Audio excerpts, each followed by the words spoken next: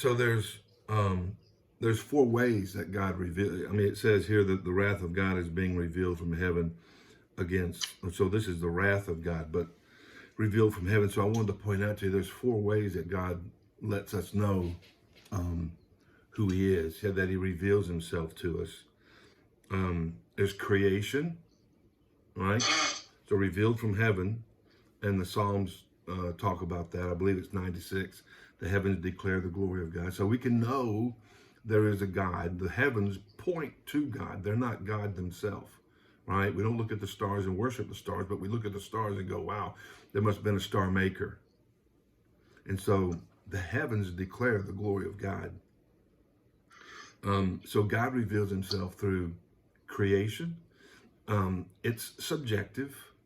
All right, so there are a lot of cultures down through the ages that worship the stars and worship other things because it's greater, because it's beautiful, because it's majestic, right? When you see the creation like ice capped mountains, and you look at it, you're just in awe, right? Awesome, right? And so you see something greater than yourself, like the stars and the creation, the oceans, and these things, and you feel this. As Thomas Aquinas said, that God put a hole in our heart that can only be filled by Him. So man looks at creation. We go, man, I want to feel that longing in my heart with what I just saw, which is the heavens and the stars and the creation. So we try to fill that. So God reveals Himself through heaven, through creation. And that's subjective, right? Because we can misinterpret that. And then the second way that God reveals Himself to us is through our conscience, right? Now that's really subjective, right? Because everybody knows it's wrong to kill babies. I mean, you don't. It doesn't matter what century you lived in or what culture you lived in.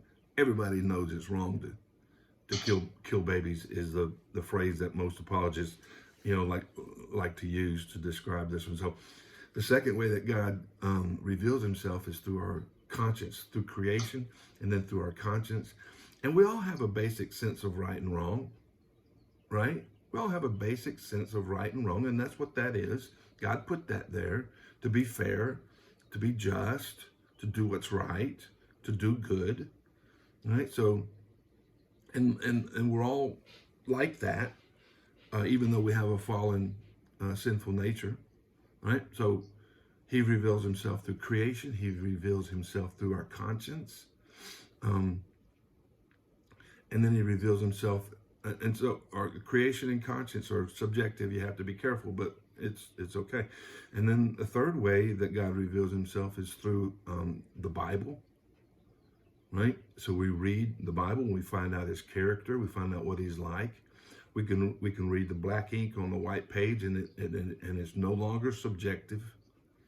Right? We're moving into the objective realm, right? Where that's what it says right there.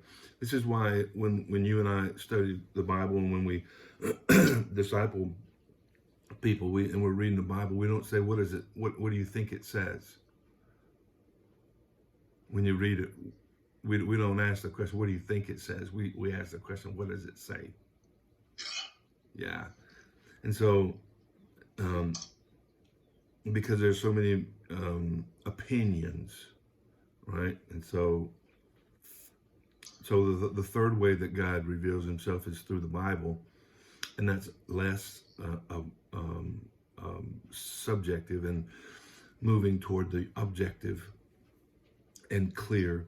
And so then the fourth way that God reveals Himself is through the man Jesus Christ. So the clearest, that's why Jesus said, if you've seen me, you've what? If you've seen me, you've seen the Father, right? Oh, yeah. Yeah, because me and the Father, He said, I and the Father are one. Yeah. Right? Yeah. We're the same. So the most objective picture we have of God is the man Jesus. Mm-hmm. And we read what He did, in the way he lived and the things he said. So Lord, our creation, conscience through the Bible and through Jesus. Yeah. Creation, conscience, the Bible, and then Jesus. This is why there's such a great attack on the Bible, because it is objective. Yeah. And it demands a moral response, and it demands a change in our life if you're going to follow God. Yeah. And so, and people don't like that. And so that's why they attack the Bible. They'll say, just like Satan said to Eve in the garden, you know, that Bible has got all kind of errors in it. Everybody knows that. It was written by men. It's old, right? It's been translated so many times. Right? So they come up with all these things that they can't substantiate, because they know the Bible demands something of them. They know the life of Christ demands something of them. And so that's how God reveals himself to us.